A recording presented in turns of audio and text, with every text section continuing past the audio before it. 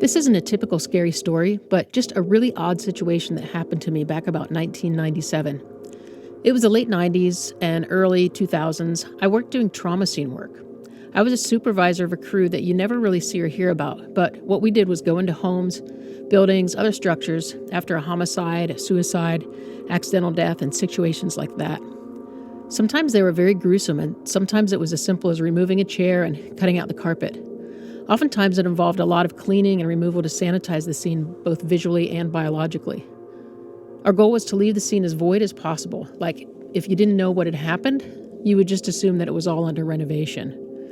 This one time, it was about midday, so not the usual middle of the night come clean up after a dead body call. I don't know why the police and fire departments always waited till night to call us, but I would say 80% of the time that's how it happened. This day was a bright and sunny, not so warm day in a suburb of Los Angeles. I won't give the exact details of the location for privacy, or that I even remember exactly which street it was on, but I do know it was an older yet very wealthy of Los Angeles.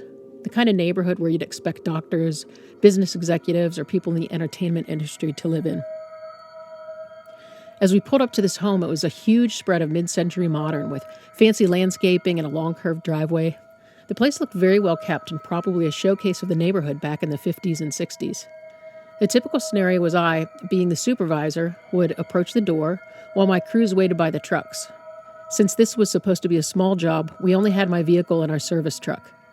I remember seeing an old fancy Mercedes and what looked like an old Porsche in the driveway. No other cars, but maybe there were some in the garage that I didn't see. As I walk up the door, an older woman answered my knock. She was probably in her mid-50s, very well made up with lots of jewelry on, and she was wearing something that reminded me of Mrs. Roper from Three's Company. Not cheap looking, just not that 1990s style. I explained we were here for the cleanup work. I then noticed she had a drink in her hand, like a martini or something. Like I said, this was the middle of the day and probably before lunch. Not unusual to find people drinking in a time like this. She leads me into this house. It's surprisingly dark and hazy with cigarette smoke inside. Now what happens next was really odd. The entire place looked like it was a time capsule from what we would now call the Mad Men era. The house wasn't what gave me the creeps, but as she was leading me to like a second den area, we passed through the front room, another living room, and a bar, pool table area. Like I said, this house was huge, but there were a ton of people in the house, and, well, to describe them, they all looked like characters from some early 1960s movie. A guy with a sport coat, glasses, boat captain's hat, a guy in a tuxedo, a lady wearing fur collar, long evening dress. Other people there looked like some weird collage of mixed people from some dinner party set back in some Rosemary's Baby movie set. The amount of people all through the house didn't add up. There were only 2 small cars in the driveway, and one could only fit 2 people. Now what happens next was really odd. There was a low mumble of different conversations from all around, with only an occasional glance at me as we were walking over to the scene. I remember one of those huge old cabinets with a record player playing Johnny Mathis.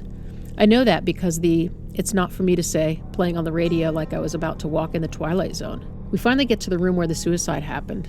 There was a red velvet chair that the deceased was in, and it wasn't a gunshot, but I assume it was a razor to the wrists. The lady's standing at the entry to the room, and I'm looking over the scene. I tell her we'll remove the carpet and remove and dispose of the chairs that held most of the blood. She just nodded and still had her drink in her hand.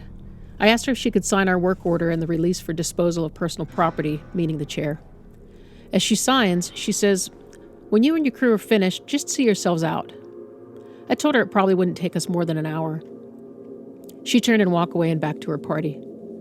I make the journey back to the front door, through the Johnny Mathis record playing, through the cigarette smoke, and through the low-toned party conversations. I go out to my truck and my guys and tell them that this one is creepy. There's a freaking party going on inside and everyone's all dressed up. I lead my crew back to the room, and they start bagging up the chair and cutting out the old blue carpet.